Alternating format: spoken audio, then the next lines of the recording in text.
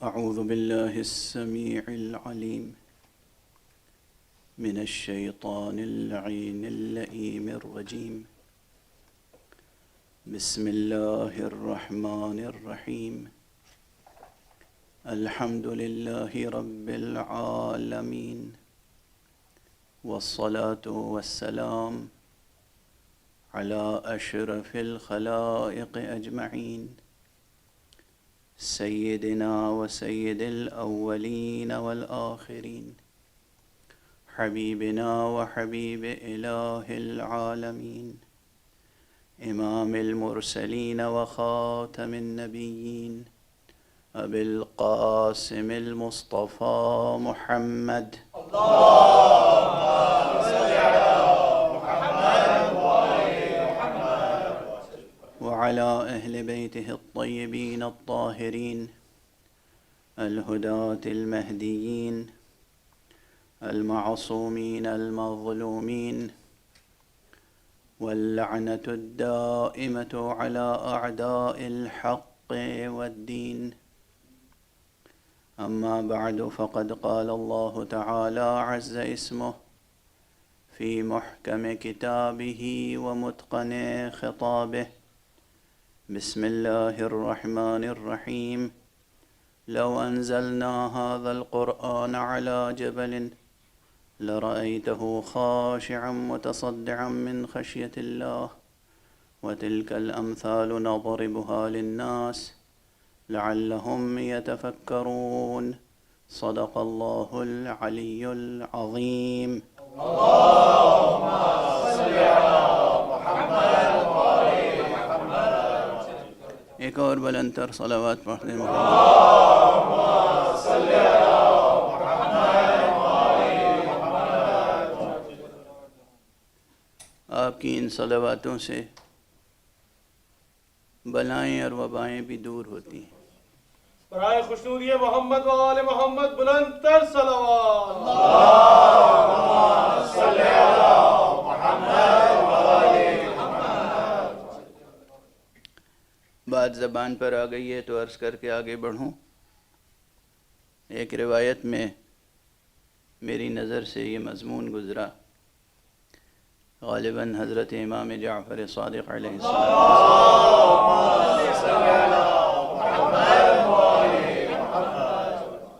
نے صلوات کی معنویت کو بیان کرتے ہوئے فرمایا کہ تم جانتے ہو یہ صلوات کیا ہے؟ یہ وہ بیان ہے، یہ وہ صیغہ ہے جس کے ذریعے سے روز الست جو ہم سے عہد و پیمان ہوا تھا، ہم اس عہد و پیمان کی تجدید کرتے ہیں. ایک صلوات پڑھ دیجئے محمد.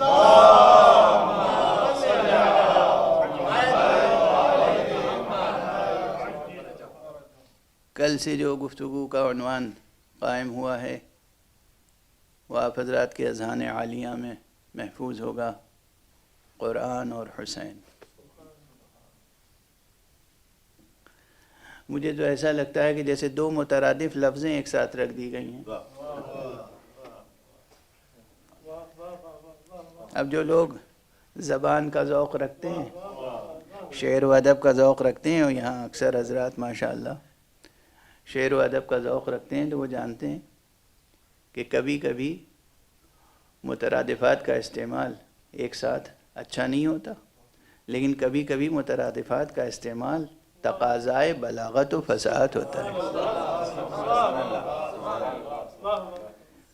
تو آپ یہ سمجھیے کہ اس عنوان میں قرآن مفسر حسین ہے اور حسین مفسر قرآن.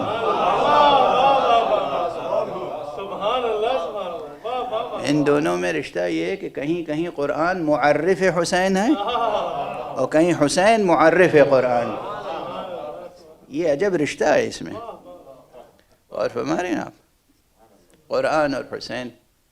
میں واقعاً شکر گزار ہوں منتظمین کا کہ انہوں نے اس عنوان کی طرف متوجہ فرمایا کہ جو وقت کا تقاضا بھی ہے، اور یقین فرمائیے چاہے وہ ماضی کی بات ہو یا حال کی یا مستقبل کی، ماضی میں بھی جب وحی کا انکار ہوا تھا تو قرآن کو حسین نے سمجھایا تھا، آج بھی قرآن مجید کی حقیقت پر اعتراضات ہو رہے ہیں تو ہم حسین کے سہارے سے سمجھیں گے، اور قیامت تک جب بھی قرآن مجید پر کوئی اعتراض ہوگا یا اشکال وارد ہوگا تو ذکر حسین کے سہارے سے اور اس صدائے حسینی کی برکت سے انشاءاللہ جواب دیا جائے گا جو نو کے نیزہ پہ بلند ہوئی تھی اور جاری و ساری ہے۔ قرآن اور حسین بہت معنی خیز عنوان ہے، حالانکہ یہ پہلی مرتبہ میں اس عنوان پہ گفتگو نہیں کر رہا ہوں، یہ عرض کر دوں مجھ سے قبل یقیناً بہت سے خطباء نے اور علماء نے اس عنوان پہ گفتگویں کی ہوں گی، اور بعض حضرات نے مقالے بھی لکھے ہوں گے، بعض کتابچے میری نظر سے گزرے بھی ہیں۔ خود میں نے آپ سے عرض کیا تھا کہ تقریباً 35-40 سال پہلے ایک طویل مقالہ میں نے لکھا تھا قرآن اور حسین، لیکن ان مجالس میں جیسا کہ کل عرض کیا آپ کے سامنے، میری کوشش یہ ہے کہ جہاں تک آواز جا رہی ہے اور پیغام پہنچ رہا ہے اور بات سمجھنے کی کوشش کی جا رہی ہے، وہاں تک ایک مختصر اسلوب میں مفصل باتیں آپ تک پہنچا دوں، مختصر اسلوب میں مفصل باتیں، مختصر اسلوب میں مفصل باتیں، یہ اعجاز بیان بھی کہیں اور نہیں ملتا سوائے قرآن کے۔ یہ قرآن کا خاص انداز ہے، یہ قرآن مجید کے اسالیب پر جو لوگ کام کرتے ہیں یا کرتے رہے ہیں یا کریں گے مستقبل میں، وہ یاد رکھیں قرآن کا ایک اسلوب یہ ہے، شأن اعجاز قرآنی میں سے ایک شأن یہ ہے کہ وہ بہت تفصیلی مطالب کو 1-2 لفظوں میں ادا کر دیتا ہے، اور کبھی کبھی کسی ایک حرف کو اتنا پھیلا دیتا ہے کہ پورا قرآن وجود میں آ جاتا ہے۔ بھائی بائے بسم اللہ میں اور قرآن مجید میں کیا ربط ہے؟ یہ تو وہ نقطہ ہے اور وہ اشارہ ہے کہ جس میں جو آپ تمام حضرات تقریباً متوجہ ہیں اچھی طرح سے۔ اجمالاً کل میں نے عرض کیا کہ خود قرآن مجید ایک عظیم وجودی حقیقت ہے، ایک زندہ حقیقت ہے۔ قرآن مجید صرف لفظوں کا مجموعہ نہیں ہے، عبارتوں کا مجموعہ نہیں ہے، زبانی بیانات کا مجموعہ نہیں ہے، معجزہ ہے۔ معجزہ امر اعتباری نہیں ہوتا، معجزہ امر وجودی ہوتا ہے، معجزہ امر وجودی ہوتا ہے، اور جو وجود جتنا عظیم ہوتا ہے اس کے اتنے زیادہ نام ہوتے ہیں۔ اللہ سبحانہ و تعالیٰ کا وجود مبارک و مقدس نام متناہی وجود ہے، اللہ کے نام کتنے ہیں؟ وہ بھی نام متناہی ہیں۔ یہ جو آپ سنتے رہتے ہیں کہ 99 حروف اسماء حسنہ ہیں، یہ تو بقدر ظرف قلب و ذہن عمومی بشری،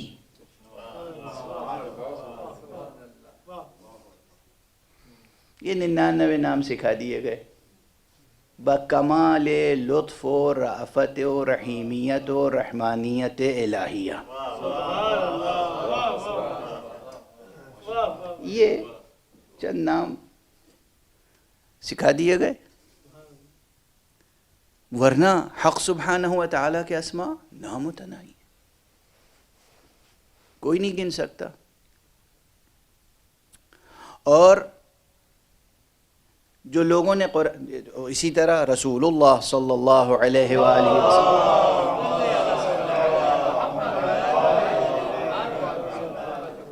آپ کی ذات کتنی عظیم ہے، مشہور مصرع ہے فارسی کا جو ضرب المثل بن چکا ہے کہ بعد از خدا بزرگ تو یہ قصہ مختصر، خدا کے بعد سب سے بڑی حقیقت واہ حضور صلی اللہ علیہ وآلہ وسلم کی ہے، تو حضور کے کتنے نام ہیں؟ حضور کے بھی بہت نام ہیں. خود قرآن مجید میں آپ کے القاب اور اسماء بہت ہیں، اور احادیث سے جو مستنبط ہوتے ہیں وہ بہت ہیں. بعض القاب آپ کے ایسے ہیں جو بمنزلہ اسم ہو چکے ہیں. مثلا مصطفیٰ صلی اللہ علیہ وآلہ وسلم،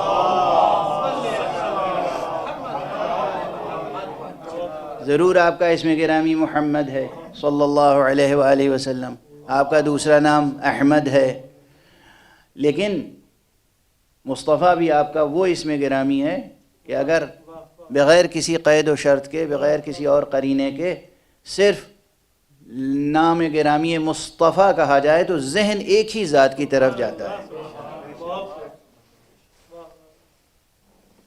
اب یہ الگ بات ہے کہ جب آپ تاریخ کا مطالعہ کریں گے اور ادب کا مطالعہ کریں گے تو یہ ایک حیرت انگیز انکشاف ہوگا کہ آپ کو یہ لقب سب سے پہلے آپ کے عم بزرگوار جناب ابو طالب نے عطا فرمایا تھا.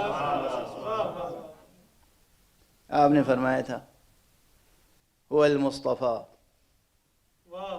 هو المصطفى من سرها وكريمها. آپ نے اپنے قصائد میں جو نعتیہ قصائد ہیں، حضور علیہ الصلاۃ والسلام ہی کی طرح آپ کے نفس رسول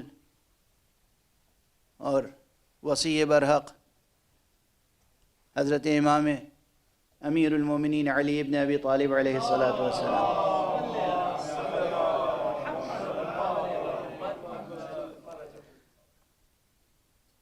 آپ کا اسم گرامی بھی بہت ہے، بہت سے اسماء ہیں آپ کے.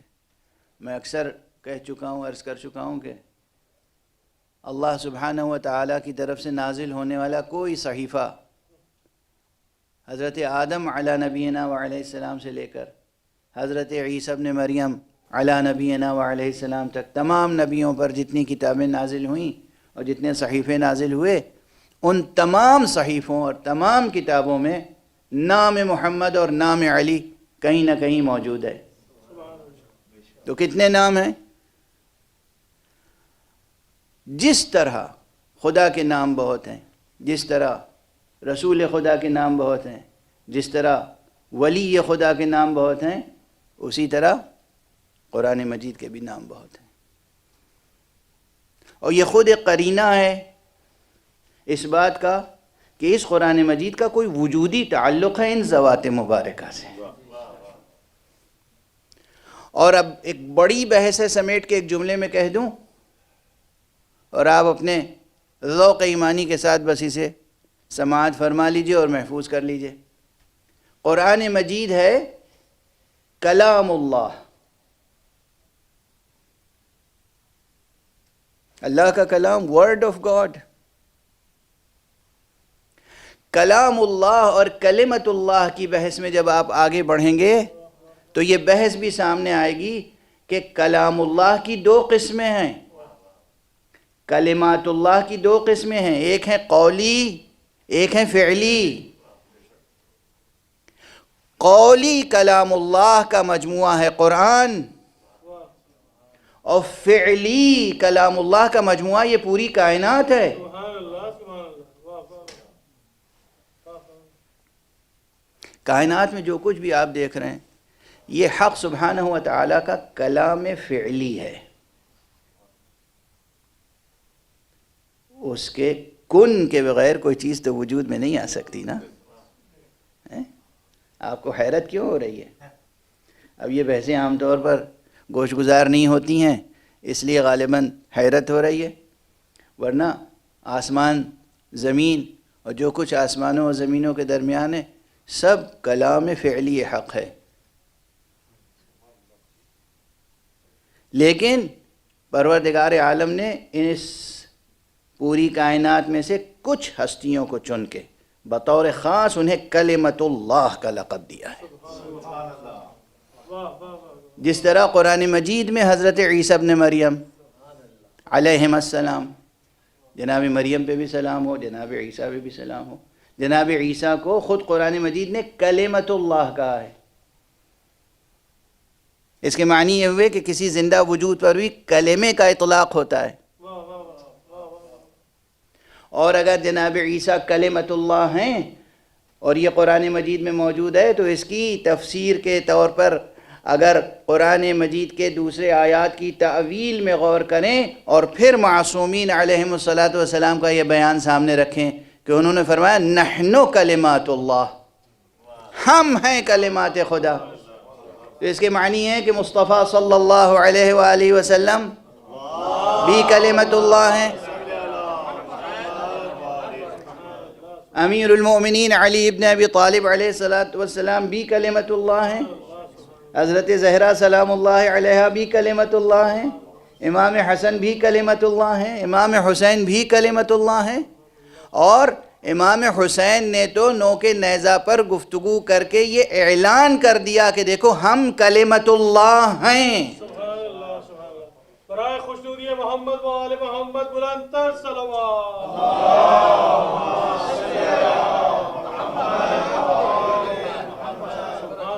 بہرحال اب اس قرآن مجید کے اسماء بہت ہیں، بہت سے نام ہیں، میں نے اشارہ کر دیا، آپ میں جس میں ذوق مطالعہ اور تحقیق کا ذوق ہوگا، جستجو ہوگی، وہ مطالعہ کرے گا۔ آج کل تو انٹرنیٹ پر سب کچھ موجود ہے، آپ اگر لائبریری جانے کی فرصت نہیں رکھتے تو آپ کے پاس لائبریری آ جاتی ہے۔ اب آپ یہ نہ سمجھیے گا کہ میں کسی چیز کی تشہیر کر رہا ہوں، لیکن آج کل تو آئی فون اور آئی پیڈ اور یہ ٹیبلٹس یہ ایسے ہیں کہ آپ کے ساتھ ہر جگہ ہیں۔ کتاب رکھی ہوئی ہے واشنگٹن کی لائبریری میں اور آپ اپنی کار میں پڑھتے ہوئے چلے جا رہے ہیں، ٹرین میں پڑھتے ہوئے چلے جا رہے ہیں، فلائٹ میں پڑھتے ہوئے چلے جا رہے ہیں۔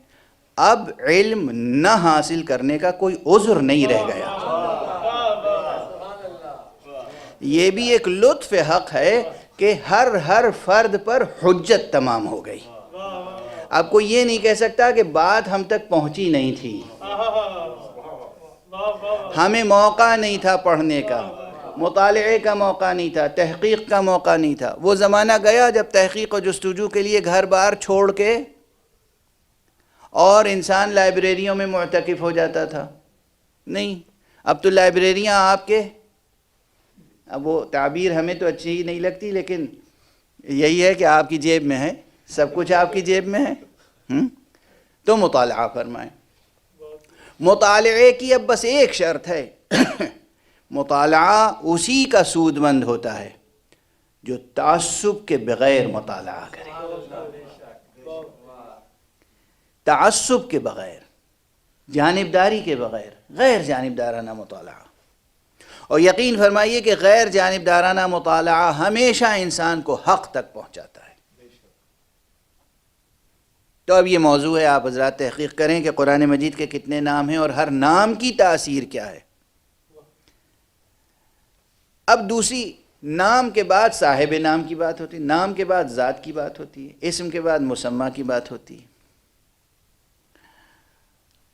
قرآن ہے کیا جس کے اتنے نام ہیں؟ میں کہہ رہا ہوں کہ یہ صرف لفظوں کا مجموعہ نہیں ہے، یہ صرف جملوں کا مجموعہ نہیں ہے۔ اب اس پر بڑی بحثیں رہی ہیں تاریخ میں، کچھ بحثیں تو اتنی سنگین ہو گئی تھیں کہ اس میں خون ریزیاں ہوئیں، قید و بند کی مصیبتیں لوگوں نے جھیلیں دفاع قرآن میں۔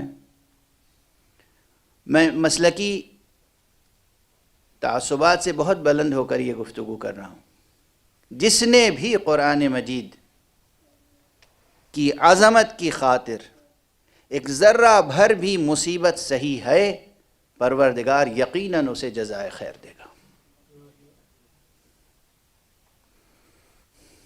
تو بہت سے علماء جس طرح بھی ان کا جو بھی عقیدہ تھا، جو بھی، مثلا امام احمد ابن حنبل قرآن مجید کی عظمت و حرمت پر آنچ نہ آنے پائے، بس یہ تھا ان کا جذبہ۔ چنانچہ طاغوت وقت نے بہت اذیتیں دی، بہت توہین کی ان کی، اور انہوں نے دفاع کیا جو بھی ان کا نظریہ تھا، بینہ و بین اللہ۔ چنانچہ یہ بحث تھی اس زمانے میں کہ یہ قرآن حادث ہے یا قدیم، قرآن حادث ہے یا قدیم۔ یہ بحث ابھی بھی کتابوں میں ہے، یعنی علم کلام کی کتابوں میں ہے۔ کبھی کبھی یہ بحث کھینچ کے استطراداً برسبیل تذکرہ علم اصول کی بحثوں میں بھی آ جاتی ہے اور فقہ میں بھی آ جاتی ہے۔ تو کلام و اصول و فقہ، علم عرفان اور فلسفہ و حکمت کے مبانی بالکل الگ ہیں۔ اب یہ لفظ میں استعمال کر رہا ہوں اہل ذوق کے لیے، جن میں جتنا حوصلہ ہوگا وہ اس کا مطالعہ کریں گے۔ یہ نہ سمجھیے کہ عام اذہان پر کچھ ضرورت سے زیادہ بوجھ ڈال رہا ہوں، اس لیے کہ مجھے یہ یقین ہمیشہ رہا کہ یہ فضائے مجلس ذہنوں کی اور دلوں کی ایسی تربیت کر دیتی ہے کہ کتنی ہی مشکل بحثیں چھیڑی جائیں، یہاں سے تبرک لیے بغیر کوئی نہیں جاتا۔ ایک صلوات پڑھ دیجئے محمد۔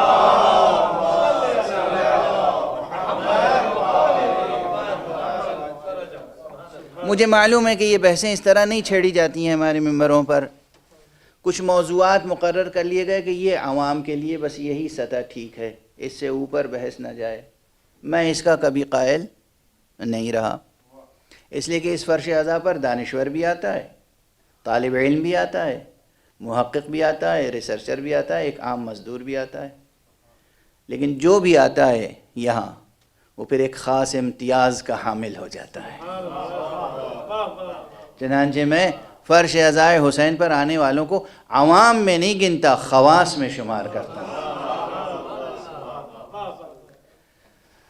تو اب یہ خاص بحثیں ہیں، کان میں پڑی رہیں گی۔ جو بزرگ ہیں اگر فرصت نہ ملی تو انشاءاللہ ان کے بچے تحقیق کریں گے۔ قرآن مجید ہے کیا جو اس کے متعلق اتنی بحثیں ہیں؟ اس سلسلے میں خود قرآن مجید نے اپنا تعارف بہت سے زاویوں سے کرایا ہے۔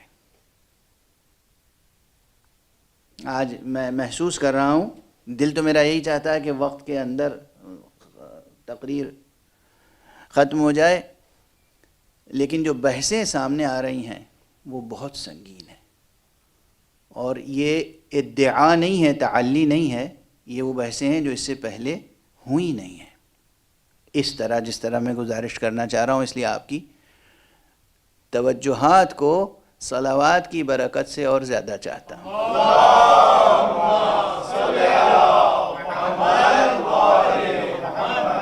جزاکم اللہ۔ قرآن مجید میں نے کہا، اکثر کہا ہے، کہتا آیا ہوں، یہ ایک زندہ وجود ہے، سانس لیتا ہوا زندہ وجود۔ اسے صرف بے جان لفظوں کا مجموعہ نہ سمجھیں۔ تو پھر ہے کیا بالآخر؟ قرآن مجید سے متعلق خود قرآن نے جو تعارف اپنا کرایا ہے، اس میں سے ایک مقام صرف شاید آج عرض کر سکوں، اور وہ ہے سورہ مبارکہ زخرف کی ابتدائی آیتیں۔ بسم اللہ الرحمن الرحیم، حامیم والکتاب المبین، انا جعلناہ قرآنا عربیا لعلکم تعقلون وَإِنَّهُ فی ام الکتاب لدینا لعلی حکیم۔ عجیب مقام سخن ہے، اور اگر اتنی ہی بات سمجھ لی جائے، یہی آیتیں تحلیل کر لی جائیں، تو قرآن مجید سے متعلق یہ بحث بھی حل ہو جائے گی کہ قرآن حادث ہے یا قدیم، اور حادث ہے تو کس لحاظ سے، اور قدیم ہے تو کس لحاظ سے۔ اب ایک سادہ سا جملہ تو میں یہ عرض کر دوں جو میرے نزدیک خلاصہ مطالب ہے۔ دیکھیے، بہت سینکڑوں صفحات کی بحث کا خلاصہ 2 فقرہ ہے۔ قرآن مجید اپنے ان لفظوں کے اعتبار سے حادث ہے، قرآن مجید اس میں پوشیدہ معانی کے لحاظ سے قدیم ہے۔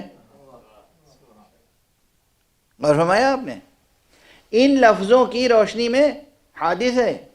اب میں کیسے کہہ رہا ہوں حادث؟ ہو سکتا ہے بہت سے حضرات اعتراض کریں جن کا عقیدہ یہ ہے کہ قرآن مجید حادث ہے، اپنے ان الفاظ کے ساتھ بھی اس ایک لفظ کی طرف پہلے توجہ دلا دوں، اور چونکہ مجلس کے تقاضے جو ہیں انہیں بھی پورے کرنے ہیں مجھے، اس لیے خاص طور سے آپ کی توجہ چاہتا ہوں کہ پروردگار عالم نے سورہ زخرف میں کیا فرمایا؟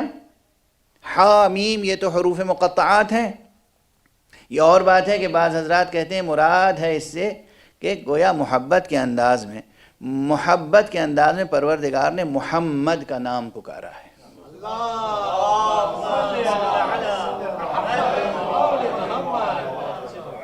حامیم، اے میرے محمد، والکتاب المبین، قسم ہے کتاب مبین کی۔ اب میں اس کی تشریح ابھی نہیں کروں گا ورنہ ٹھہر ٹھہر کے رکوں تو ہا پر، میم پر، کتاب پر، مبین پر ہر ایک پہ بحث ہوگی نا، پھر یہ بحث 9 دنوں میں ختم نہیں ہوگی۔ کتاب مبین کی قسم،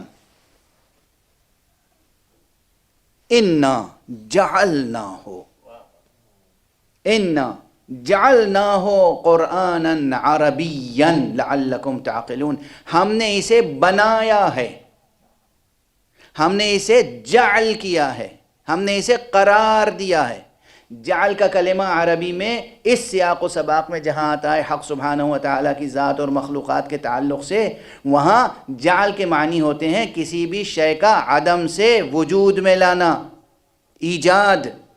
جب قرآن مجید میں خدا خود فرما رہا ہے کہ ہم نے اسے جعل کیا ہے تو پھر اسے حادث نہ کہیں گے تو کیا کہیں گے؟ ہر وہ شے جسے خدا نے جعل کیا ہو حادث ہے، اور صرف ایک ذات گرامی ہے جو قدیم ہے، ذات یکتا و یگانا، ذات احد و صمد، ذات فرد و وتر، اور وہ ذات حق سبحانہ و تعالی ہے۔ اللہ قدیم، ہم تعدد قدماء کے قائل نہیں ہیں، ایک سے زیادہ قدیم نہیں ہے۔ محمد کا نور نہ جانے کب سے ہے مگر ہم اسے قدیم نہیں کہتے۔ نور مبارک امیر المومنین نہ جانے کب سے ہے، ہم اسے قدیم نہیں کہتے۔ نور مبارک زہرا نہ جانے کب سے ہے، ہم اسے قدیم نہیں کہتے۔ انوار خمسہ نجبا، یہ محمد و علی، یہ فاطمہ و حسن و حسین، ان کے نورانی وجود خلقت آدم کے بہت پہلے سے ہیں۔ ہمارے لیے تو یہ چیز آئینہ ہے۔ جن کے لیے شکوک ہوں، شبہات ہوں، مسائل ہوں، تو ان سے بس یہی کہہ سکتا ہوں عاجزانہ کہ ذرا مطالعہ کریں، تحقیق کریں، جستجو کریں، جس چیز کا علم نہ رکھتے ہوں اس کا انکار نہ کریں۔ بغیر علم کے انکار کرنا عالم ہونے کی دلیل نہیں، جاہل ہونے کی سند ہے۔ بغیر علم کے انکار کرنا یا بغیر علم کے اقرار کرنا، اقرار بھی نہ کیجئے، تحقیق کیجئے، جستجو کیجئے، لیکن اگر آپ اقرار نہیں کر سکتے انکار بھی نہیں کر سکتے۔ ایک فلسفی اور حکیم گزرے ابن سینا۔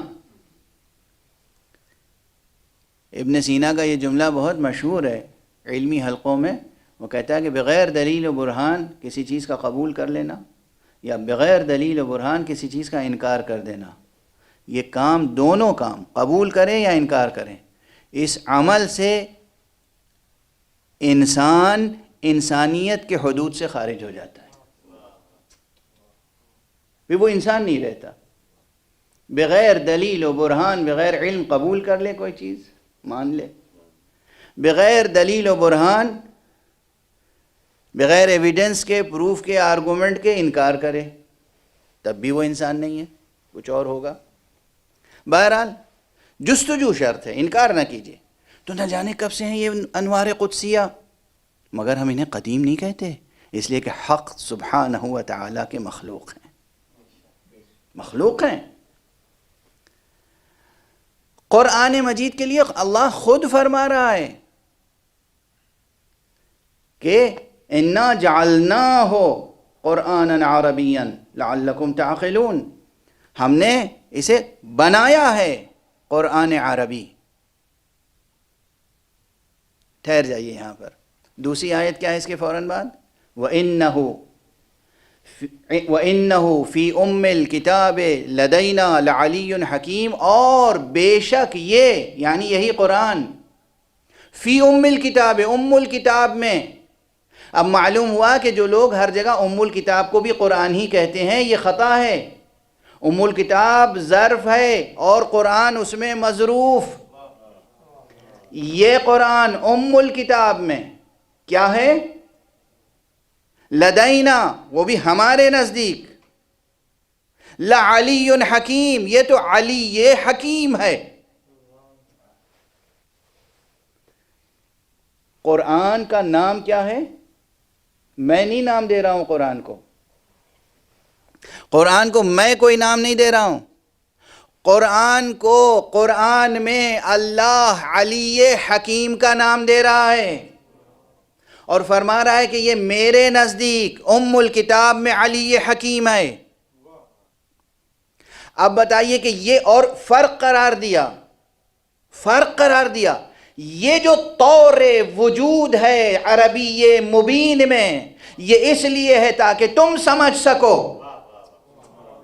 وہ طور وجود کوئی اور ہے جو ام الکتاب میں ہمارے نزدیک علی حکیم ہے. صلوات پڑھ دیجئے محمد وآلہ.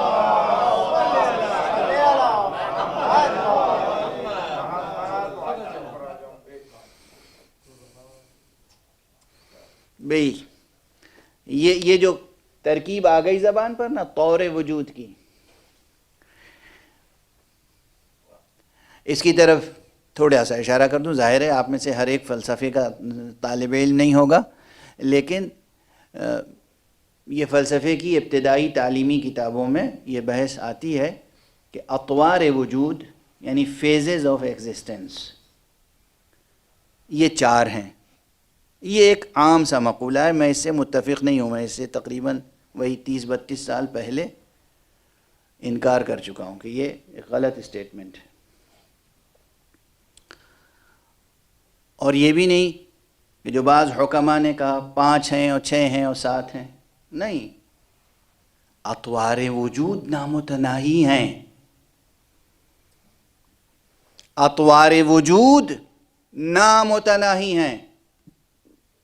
بہت سنگین بحث ہے، مجھے معلوم ہے. حوزہ علمیہ قم میں ایک تقریر میں نے عرض کر دیا تھا تو ظاہر موضوع بن گیا تھا بحث کا، اور بننا ہی چاہیے. نہ 4 نہ 6 نہ 5 نہ 7. مثلا جناب ملا صدرہ کے لیے کہا جاتا ہے کہ انہوں نے کہا 7 اطوار وجود ہیں. یہ بھی نارسائی ہے. جناب ملا صدرہ کا میں بہت احترام کرتا ہوں، لیکن ان کا کہا ہوا ہر فقرہ کوئی وحی منزل من اللہ تو ہے نہیں.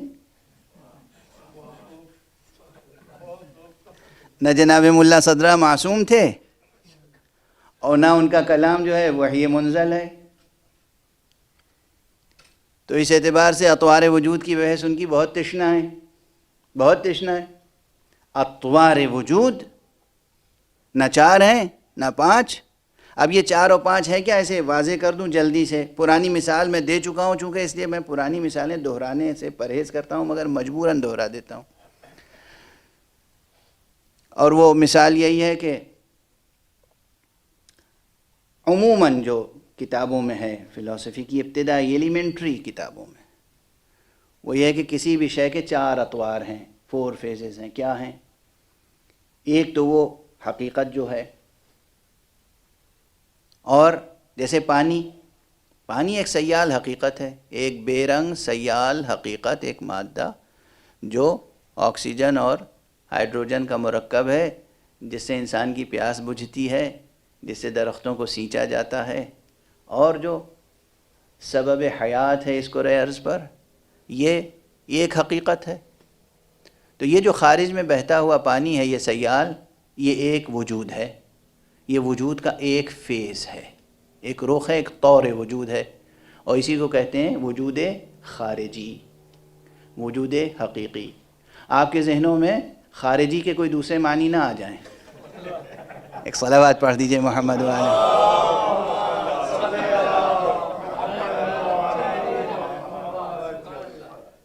کائنات کی ہر چیز خارجی ہو سکتی ہے مگر پانی خارجی نہیں ہو سکتا۔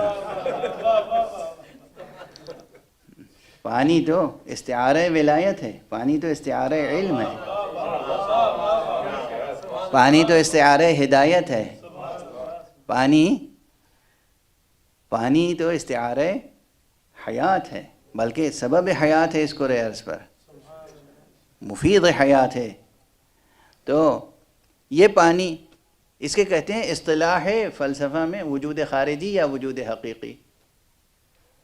اب اس کو آپ نے ایک نام دے دیا، ایک لفظ پانی، تو یہ لفظ کیا ہوا؟ نام ہی تو ہے۔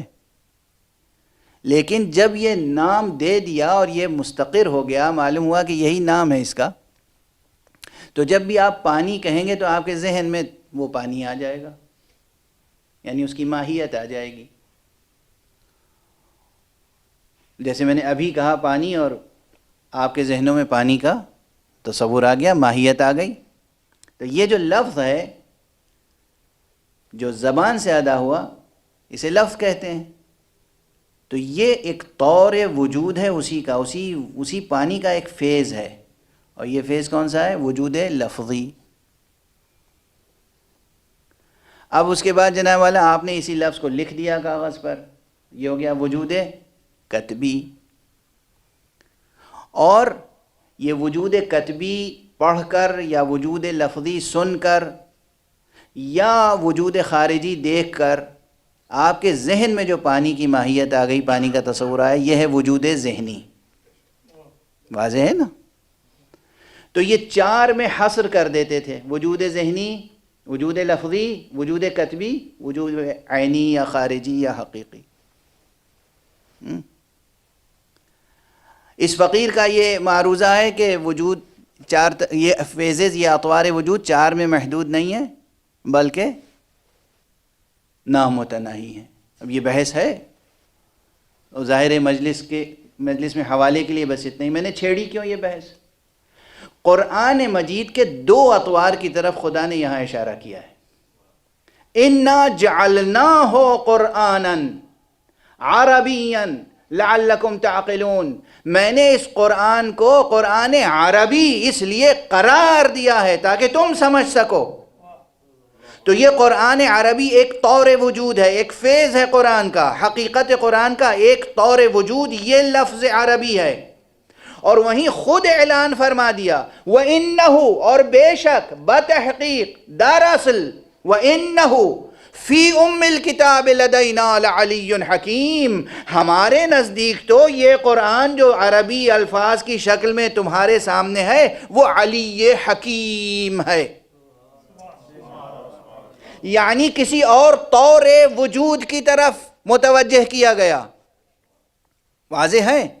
وہ طور وجود جو علی حکیم ہے وہ لدینا ہے، یعنی عند اللہ۔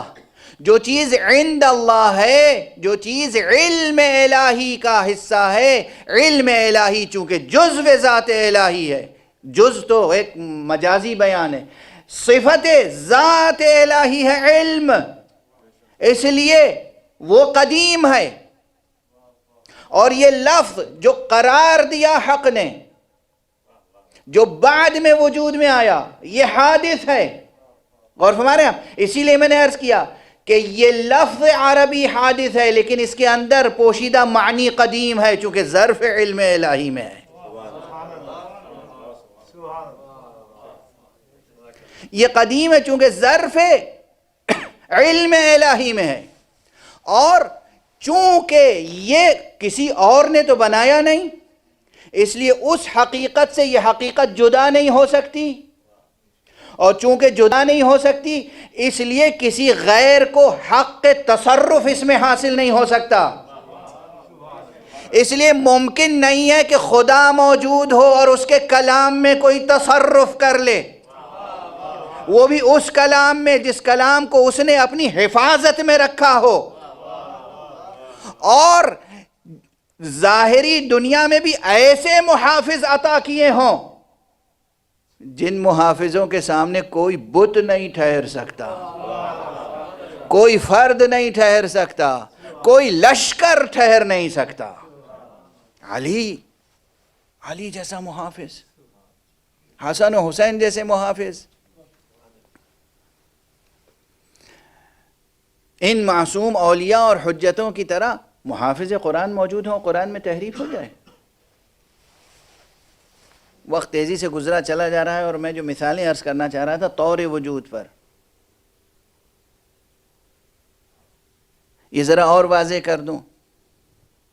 اب فلسفے اور حکمت سے ہٹ کر جو لوگ صرف نقلیات و سمعیات پر بھروسہ رکھتے ہیں، کسی نہ کسی لفظ میں، کسی نہ کسی عبارت میں، کسی نہ کسی تعبیر میں یہ چیز موجود ہے کہ حضور نبی اکرم صلی اللہ علیہ وآلہ وسلم نے ارشاد فرمایا کنت نبیا وآدم بین الماء والطین، میں نبی تھا اس وقت بھی جب آدم آب و گل کے درمیان تھے۔ یہ ممکن ہے کہ ذات نہ ہو اور منصب ہو؟ یہ ممکن ہے کہ ذات نہ ہو اور منصب ہو؟ کل بھی میں نے اس طرح کا کوئی جملہ عرض کیا تھا، یہ ممکن نہیں ہے۔ تو حضور علیہ الصلوۃ والسلام تو صلب حضرت عبد المطلب سے، صلب حضرت عبداللہ سے، رحم حضرت آمنہ سے، سلام اللہ علیہم اجمعین، پروردگار ہمارے نبی کے آباء و اجداد پر درود و سلام نازل فرمائے۔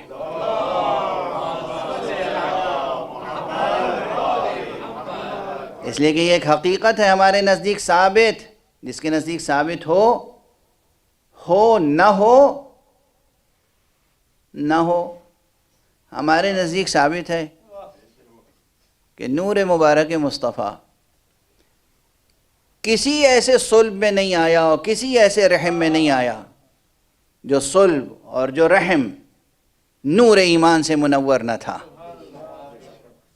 اور طہارت توحید سے مطہر نہ تھا۔ ہمیشہ یہ نور منتقل ہوتا رہا پاک و پاکیزہ صلبوں میں اور رحموں میں۔ تو ہماری طرف سے درود و سلام ہو لاکھوں کروڑوں ان پاکیزہ صلبوں اور ان پاکیزہ رحموں پر جن صلبوں اور رحموں سے نور مبارک مصطفیٰ منتقل ہوتا ہوا آیا۔ جب آغوش آمنہ میں آئے تو یہ طور وجود تھا ایک،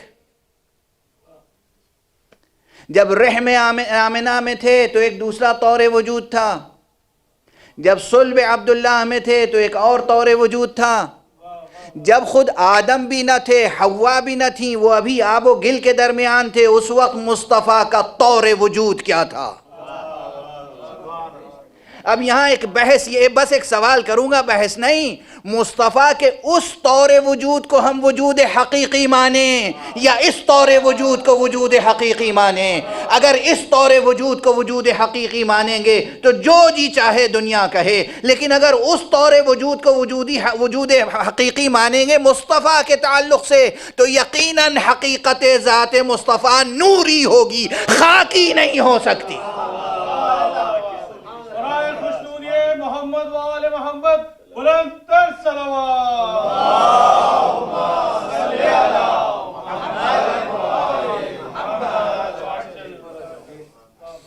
حضور نے فرمایا ہے نا، اب یہ اطوار وجود کی بحث میں آئے گی یا نہیں یہ بات آئے گی؟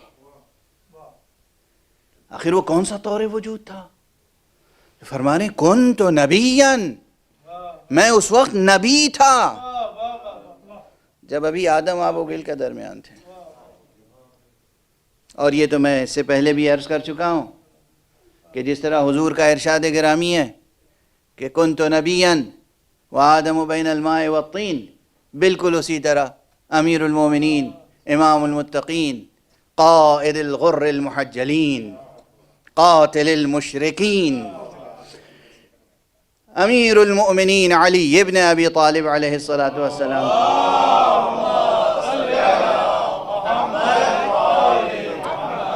ارشاد گرامی بھی یہی ہے کہ آپ نے فرمایا کنت ولیا وآدم بین الماء والطین. میں اس وقت بھی ولی تھا جب آدم آب و گل کے درمیان میں تھے. تو یہ نبی تھے اس وقت جب ابھی آدم آب و گل کے درمیان میں تھے. یہ ولی تھے اس وقت جب آدم آب و گل کے درمیان میں تھے. تو یہ قرآن اس وقت کس شکل میں رہا ہوگا؟ ابھی عرب قوم وجود میں نہیں آئی. ابھی عربی زبان نے تشکیل نہیں پایا. ابھی عربی زبان کی تشکیل نہیں ہوئی. ابھی عربی زبان کی تشکیل نہیں ہوئی. عام انسانیات کا مطالعہ کیجئے، لسانیات کا مطالعہ کیجئے، ہیں ٹھیک ہے نا. وہ علم الوضع میں جا کر بحث کریں گے کہ واضح تمام لغات کا کون ہے، اللہ ہے یا بندے ہیں یا دونوں کے اشتراک سے.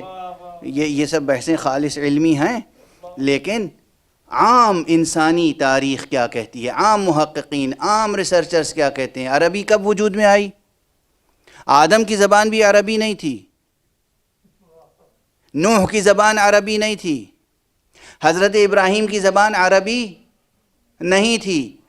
پہلے سے عربی زبان وجود میں ہوتی تو تورات عربی میں آتی، انجیل عربی میں آتی. ہمیں معلوم ہے تورات کی زبان کیا ہے، انجیل کی زبان کیا ہے. عبرانی زبان، سریانی زبان، آرامی زبان، آشوری زبان، اکادی زبان.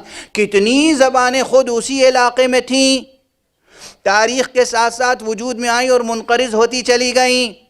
یہ تو برکت ہے قرآن مجید کی. عربی بھی کب کی مٹ چکی ہوتی اگر اس میں قرآن نازل نہ ہو گیا ہوتا. صلوات پڑھ دیں محمد و آل محمد.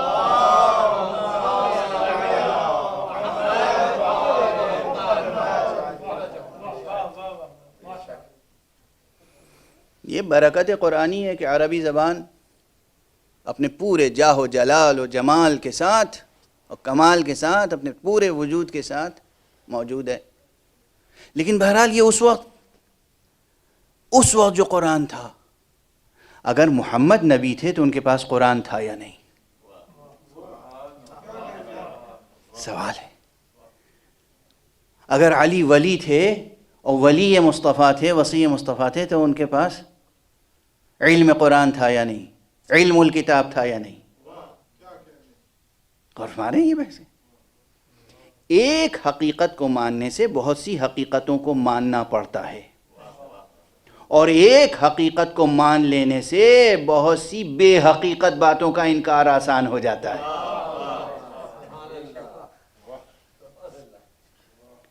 ایک حقیقت کو مان لینے سے اور بہت سی حقیقتوں کا اقرار و اعتراف آسان ہو جاتا ہے، بلکہ لازمی اور ضروری اور واجب ہو جاتا ہے. اور ایک حقیقت کو مان لینے سے بہت سی بے حقیقت باتوں کا انکار آسان ہو جاتا ہے. توہمات سے بچ جانا آسان ہو جاتا ہے. اگر یہ مان لیا کہ حضور صلی اللہ علیہ وآلہ وسلم نے فرمایا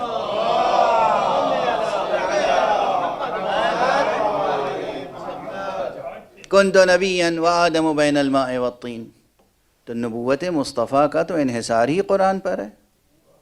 تو اس وقت قرآن تھا یا نہیں؟ وہ کون سا قرآن تھا؟ یہ عربی زبان کا. کس شکل میں تھا؟ کس رسم الخط میں تھا؟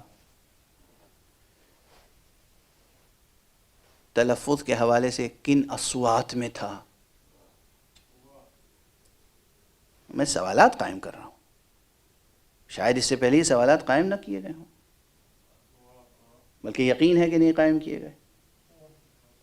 جب سن 570 عیسوی میں حضور پیدا ہوئے اور 40 برس کے بعد سن 610 عیسوی میں وحی نازل ہوئی، اس وقت یہ وحی جبرائیل علیہ السلام نے عربی زبان میں القا فرمائی،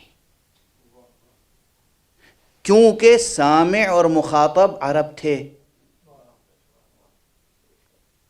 حضور کو پیغام کہاں پہنچانا تھا؟ کن تک براہ راست؟ یعنی مخاطب اول حضور کے کون تھے؟ عرب. پیغام آپ کا عالمی تھا، مگر اس وقت جہاں آپ تھے مخاطب اول کون تھا؟ عرب، اس لیے وہ عربی زبان میں آیا. لیکن جب عرب نہیں تھے، عجم نہیں تھے، آدم نہیں تھے، حوا نہیں تھیں، لیکن محمد نبی تھے، اس وقت جو حق سبحانہ و تعالی نے نبوت عطا فرمائی تھی اس کی حقیقت کیا تھی؟ جس طرح ان کے مادی وجود سے صرف ظاہری خاک، بہت پہلے کا، وہ بھی بہت پہلے کا جملہ ہے میرا، یہ نوری اور خاکی کی بحث میں نے عرض کیا تھا کہ محمد اور آل محمد معصومین علیہم الصلاۃ والسلام سے متعلق یہ بحث کہ نوری ہیں یا خاکی، یہ بحث اتنی آسان نہیں ہے جو آپ کر لیں. اتنا مان لیں ان کا سب سے بڑا احسان یہ ہے کہ ان نوریوں نے خاکسارانہ ظہور اختیار کر لیا.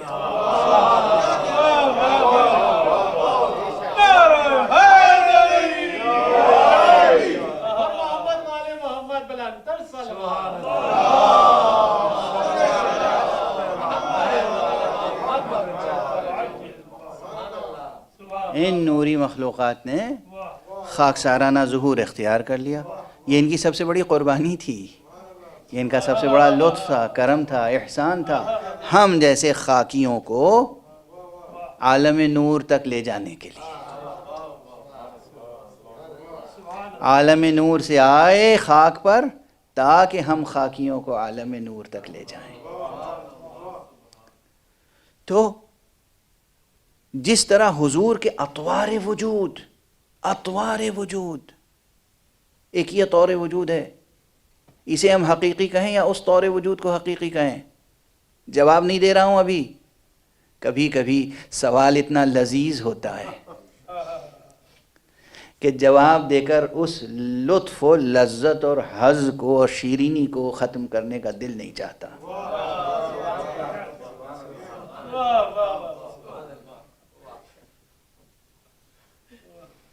کس طور وجود کو حقیقی کہیں گے؟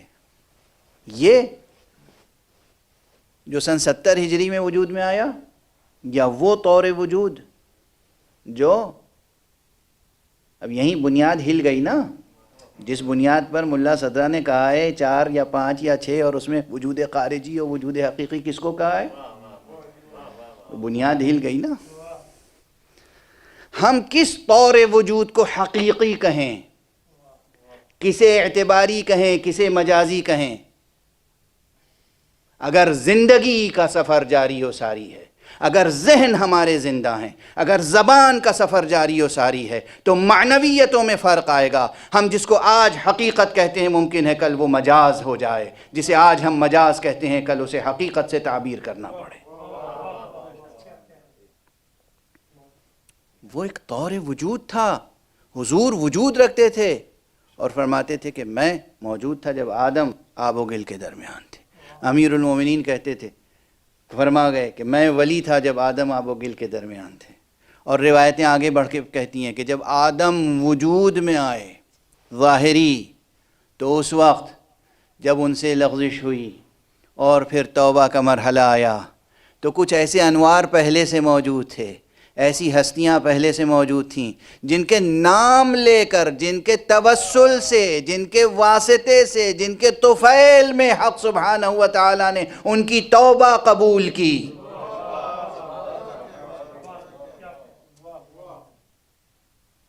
ہمارے ہاں یہ چیزیں حقیقت ہیں.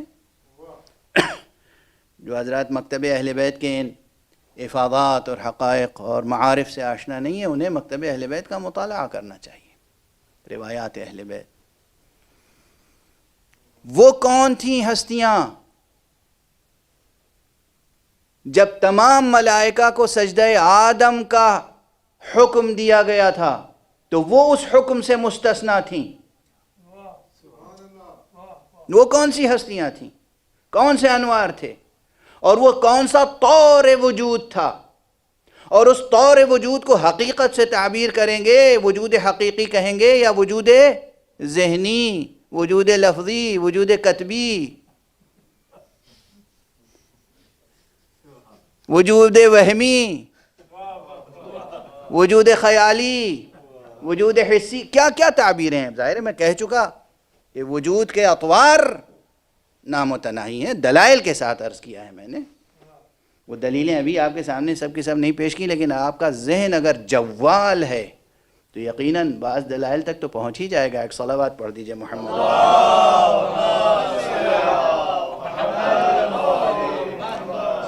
میرے خیال ہے ضرور یہ بحث ذرا دقیق ہو گئی اور ابھی بحث کا حق ادا نہیں ہوا، لیکن بہرحال یہ بحث آئی کیوں؟ چونکہ خود قرآن مجید کے دو اطوار وجود کا تعارف حق سبحانہ و تعالیٰ کرا رہا ہے. ایک انا جعلنا ہو، جعل کہتے ہیں عدم سے وجود میں لانا، یہ جعل. ابھی اس بحثوں میں نہیں پڑھوں گا کہ جعل بسیط کیا ہے اور جعل مرکب کیا ہے اور جعل بالذات کیا ہے اور جعل بالعرف کیا ہے اور جعل بالذات کی کتنی قسمیں اور جعل بالعرف کی کتنی قسمیں. یہ بحثیں یہ ممبر شاید متحمل نہیں ہے، لیکن اصطلاحیں اس لیے سنا دیں تاکہ ذوق بیدار ہو جائے. اصطلاحیں اس لیے سنا دیں کہ کلیدیں فراہم ہو جائیں مطالب کی. ٹھیک ہے؟ تو جعل کی، لیکن سادہ سی بات، جعل یعنی عدم سے وجود میں لانا. حق سبحانہ و تعالیٰ جب کسی شے کو کہے انا جعلنا، ہم نے اسے عدم سے وجود میں لا کر وجود بخشا، اسے موجود بنایا. کس شکل میں؟ انا جعلناہ قرآنا عربیا لعلکم تعقلون، تاکہ تم سمجھ سکو. لیکن حقیقت کیا ہے؟ حقیقت یہ ہے وَإِنَّهُ فی ام الکتاب لدینا لعلی حکیم. اس کی حقیقت بہت بلند ہے. عام ترجمہ. علی یعنی بلند، حکیم یعنی حکمت والا. یہاں پر برسبیل تذکرہ عرض کر دوں کہ جو عربی زبان کا ذوق رکھتے ہیں وہ یہ سمجھتے ہیں کہ عموماً یہ ایک استثناء ناپذیر کلیہ نہیں ہے، یعنی ایسا نہیں کہ اس میں ایکسیپشنز نہ ہو، لیکن عموماً فعیل کے وزن پر حکیم، رحیم، مجید، کریم، رحیم، یہ اوصاف جو آتے ہیں ذی روح اور زندہ کے لیے آتے ہیں، بے جان کے لیے نہیں آتے.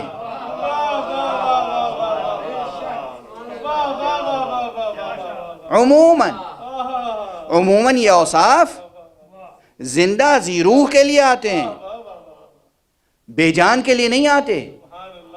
استثناء ہے، جیسے کسی حجر کو حجر کریم کہتے ہیں، یعنی جواہرات، یا اس طرح استثناء ہے. عموماً اس وزن فعیل پر جو اوصاف آتے ہیں وہ جاندار کے لیے آتے ہیں. جب کہا جا رہا ہے کہ یہ جسے تم دو دفتیوں کے درمیان ایک بے جان کتاب سمجھتے ہو، یہ ہمارے نزدیک ایک بہت بلند زندہ حقیقت ہے جو حکمت والی ہے.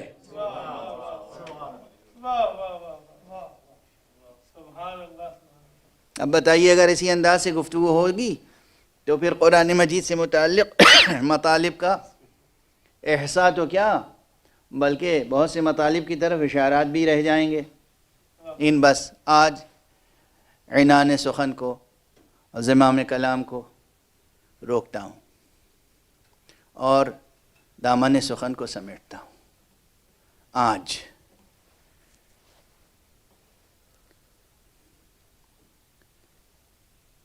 عموماً کل بات ادھوری رہ گئی تھی، عموماً آج مفسر قرآن اور مفسر من القرآن، مفسر بالقرآن، معرف قرآن و معرف بالقرآن، آج جان قرآن، صدائے قرآن، حضرت ابو عبداللہ الحسین علیہ السلام کا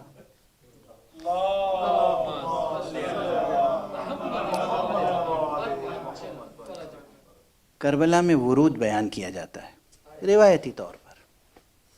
لیکن کل بہت تشنا رہ گئی تھی گفتگو. میں نے عرض کیا تھا کہ آقا حسین نے اپنی زندگی ایسے بسر کی اور خصوصیت کے ساتھ یہ سفر کربلا، یہ پورا معرکہ، کہ ہر قدم پر اس طرح قرآن مجید کی آیتوں کی تلاوت کی ہے تاکہ دنیا یاد رکھے درباری، سیاسی، قلم فروش، سخن فروش، ضمیر فروش مورخوں کے ذریعے سے حسین علیہ السلام کی سیرت کو اخذ نہ کیا جائے، قرآن مجید کی آیتوں کے سہارے سے سمجھا جائے۔ چنانچہ جب آپ مدینہ منورہ سے نکل رہے تھے اس وقت بھی آپ قرآن مجید کی ایک تلاوت بلند آواز سے کر رہے تھے، فرما رہے تھے فخرج منها خائفا يترقب قال رب نجنی من القوم الظالمین۔ یہ وہ فقرہ ہے جو جناب موسیٰ جب چل رہے تھے، جناب موسیٰ نے جب ہجرت کی تھی مدین کی طرف، اس وقت ارشاد فرمایا تھا۔ اس کے معنی یہ ہے کہ قرآن مجید کی آیات تلاوت فرما کے حسین بتا رہے ہیں کہ دیکھو میرا سفر پیغمبرانہ اہداف کے لیے ہے، میرا سفر بہت بلند اہداف کے لیے ہے۔ اور اس کے بعد یہ بھی ہے روایتوں میں کہ جب مکہ قریب آیا تو پھر آپ نے وہ آیت تلاوت فرمائی کہ جو جناب موسیٰ نے اس وقت تلاوت فرمائی تھی جب مدین پہنچے تھے، وَلَمَّا تَوَجَّهَ تِلْقَاءَ مَدْيَنَ قَالَ عَسَى رَبِّي أَن يَهْدِيَنِي سَوَاءَ السَّبِيلِ۔ حسین تلاوت کرتے ہوئے آگے جا رہے ہیں، یعنی آہنگ سفر حسینی آہنگ وحی الہی ہے۔ اب وقت اس سے زیادہ نہیں کہ میں ترجمہ کروں، تفسیر کروں، اس کے مضمرات کی طرف اشارہ کروں، لیکن ٹھہر کے 2-3 جملے عرض کروں۔ کل میں نے عرض کیا تھا نا کہ حسین اپنے نانا کی قبر سے جدا ہوئے تھے، لیکن کس طرح؟ اب آپ کے تقاضائے عزاداری کو پیش نظر رکھتے ہوئے میں سوال قائم کر رہا ہوں۔ دیکھیے کبھی تفصیلات روایت میں ہوتی نہیں ہیں، مگر یہ بتائیے ایسے پرآشوب ماحول میں آقا حسین جب ماں کی قبر پہ گئے ہوں گے تو کیا تنہا گئے ہوں گے؟ جب بھائی کی قبر پہ گئے ہوں گے تو کیا تنہا تشریف لے گئے ہوں گے؟ آقا حسین جب نانا کی قبر پہ گئے ہوں گے تو تنہا گئے ہوں گے؟ کچھ بھی ہو مگر یہ ممکن نہیں ہے کہ غلاموں کی طرح ساتھ ساتھ رہنے والا بھائی وفادار عباس ساتھ میں نہ۔ اب چشم تصور کو ذرا واہ کر لیجئے، اب تاریخ کی کتابوں میں نہ ڈھونڈیے، آپ مجھے بتائیے جب آقا حسین چلے ہوں گے گھر سے تو کیا عباس ساتھ نہیں رہے ہوں گے؟ کیا علی اکبر ساتھ نہیں رہے ہوں گے؟ یعنی ان 2 ہستیوں کے لیے تو تصور بھی نہیں کیا جا سکتا کہ آقا کو تنہا چھوڑ دیا ہوگا۔ بس آپ کی آوازیں بلند ہیں تو میں ایک جملہ کہوں، آقا حسین نے تو اپنے نانا کی قبر مبارک پہ رخسار رکھ کر خوب گریہ کیا، اور جو نانا سے گفتگو ہوئی وہ بیان کیا، مگر کیا روح پیغمبر نے روح عباس کو مخاطب نہ کیا ہوگا؟ کیا روح مصطفیٰ نے اپنے ہم شکل شبیہ پیغمبر علی اکبر کے قلب کو مخاطب نہ کیا ہوگا؟ ارے ہائے وہ روایتیں ہم تک نہیں پہنچی کہ روح مصطفیٰ نے علی اکبر کو کیا کیا تلقین فرمائی۔ آپ کی آوازیں بلند ہیں۔ اور جب حسین کے ساتھ ساتھ عباس، علی اکبر، جناب بی بی فاطمہ زہرا کی قبر پر آئے ہوں گے، حسین سے گفتگو کے بعد کیا زہرا نے عباس سے نہ کہا ہوگا میرے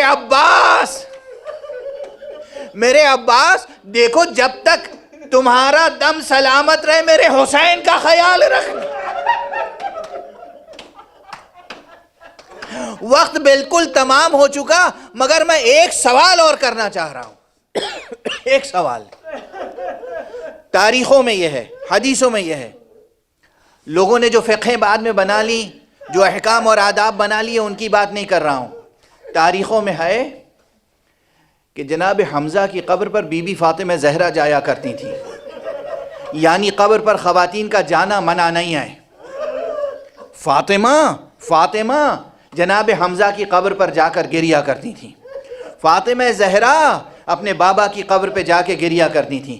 یہ بتائیے وہ فاطمہ جو بابا کی قبر پہ جاتی ہوں، وہ فاطمہ جو جناب حمزہ کی قبر پہ جاتی ہوں، جب فاطمہ کی بیٹی مدینے سے نکل رہی ہوگی، کیا ثانیہ زہرا زینب نے نانا کو آخری سلام نہ کیا ہوگا؟ کیا بی بی زینب نے بطور خاص ماں کی لحد پر جا کر نہ کہا ہوگا اماں خدا حافظ؟ بس ایک یہ وقت ہے تاریخ میں جب زینب کے سر پہ چادر ہے، چہرے پر نقاب ہے، نانا کی قبر پہ آ کے کہہ رہی ہوں گی خدا حافظ، مادر گرامی سے کہہ رہی ہوں گی خدا حافظ، اور ایک وہ زینب کا سلام ہے جب کربلا سے واپس آئی ہیں اور شانوں پر رسن کا نشان ہے، کس طرح کا ہوگا؟ میرے نانا سلام ہو آپ پر، لٹ کر آئی ہوں اور آپ کی دولت کو لٹا کر آئی ہوں۔ انا للہ وانا الیہ راجعون، رضا بقضائہ وتسلیما لامرہ۔ پروردگار ہمیں علوم قرآن اور معارف اہل بیت سے آشنا فرما۔ پروردگار ہمیں ارباب عصمت کے مبارک کردار، ان کی سیرت اور سوانح کے چھپے ہوئے واقعات سے بھی آشنا فرما۔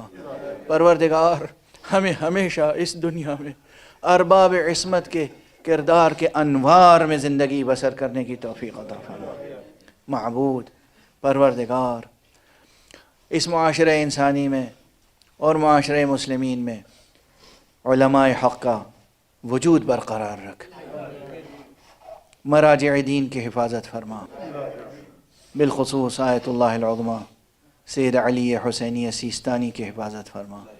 پروردگار رہبر انقلاب اسلامی ولی فقیہ آیت اللہ العظمیٰ سید علی حسینی خامنی کی حفاظت فرما۔ پروردگار تمام انسانی معاشرے کو امن اور عافیت سے ہمکنار فرما۔ پروردگار اپنی رحمتیں فرما نازل فرما۔ پروردگار اپنے ولی آخر کو اذن ظہور عطا فرما اور ان کے ہاتھوں سے اپنی رأفت و رحمت و عدالت کا علم نصب فرما۔ ماتم حسین۔